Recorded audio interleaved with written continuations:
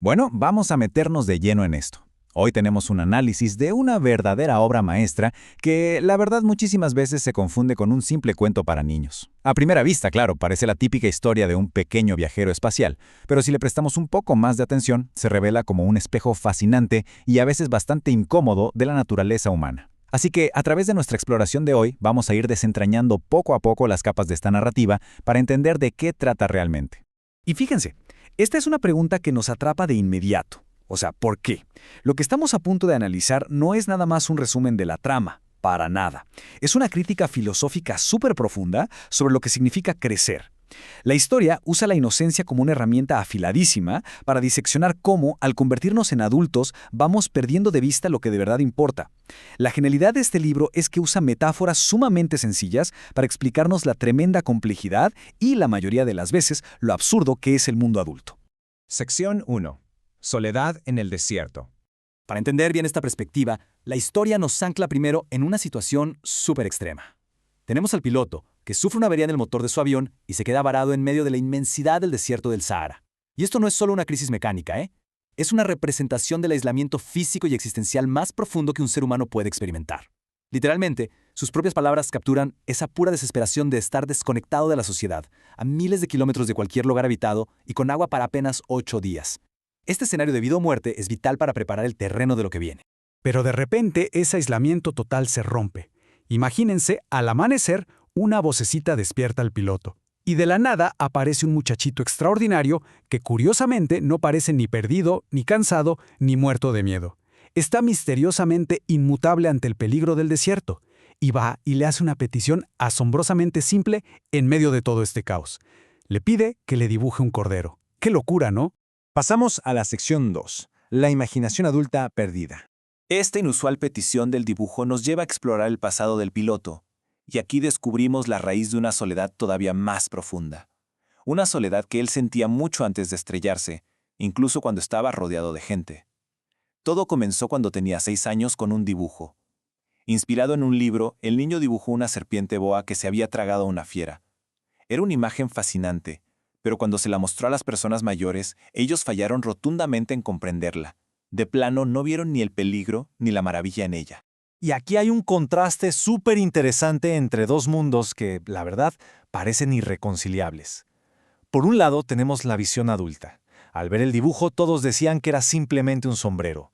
O sea, una visión completamente literal, utilitaria y sin una gota de asombro.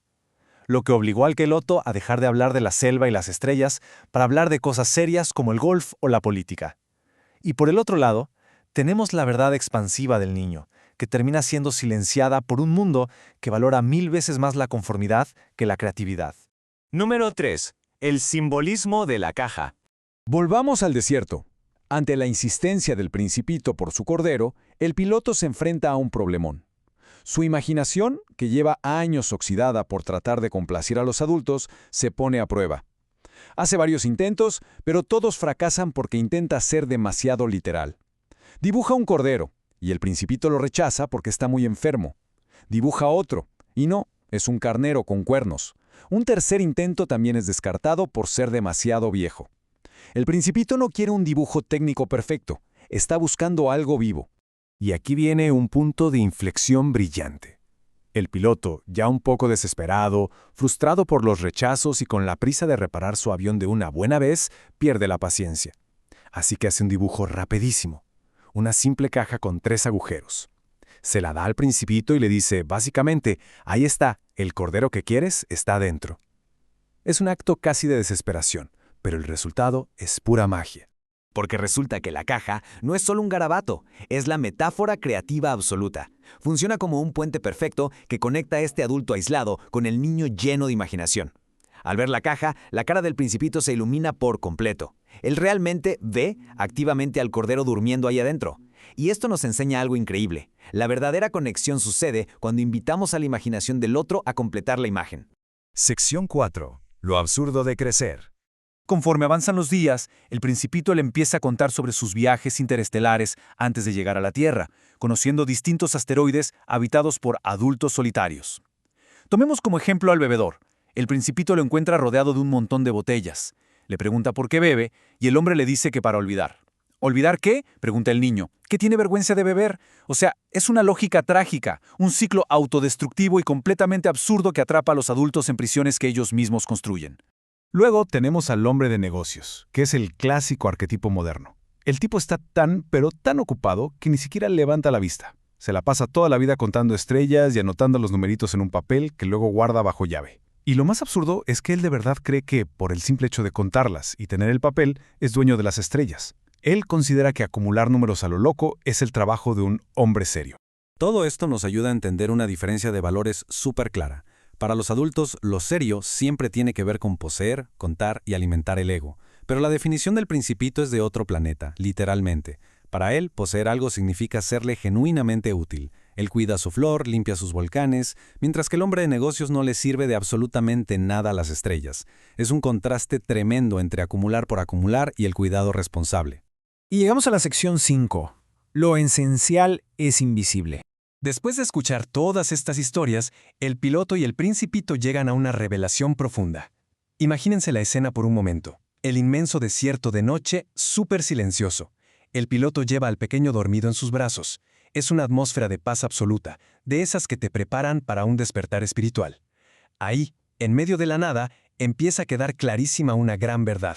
Y aquí es donde el Principito suelta esta tesis filosófica central, ya sea una casa antigua que esconde un tesoro, las estrellas que guardan una flor invisible o el mismísimo desierto de arena, la verdadera belleza de las cosas jamás está en la superficie. Siempre reside en su esencia oculta, en ese significado secreto que requiere un poquito de esfuerzo y sensibilidad de nuestra parte para poder descubrirlo.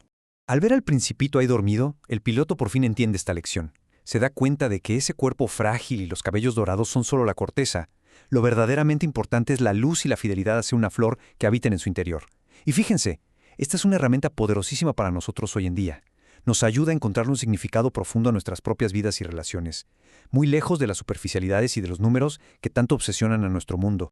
Para cerrar nuestro análisis, el autor nos deja con un paisaje vacío, una estrella y una pregunta bastante inquietante.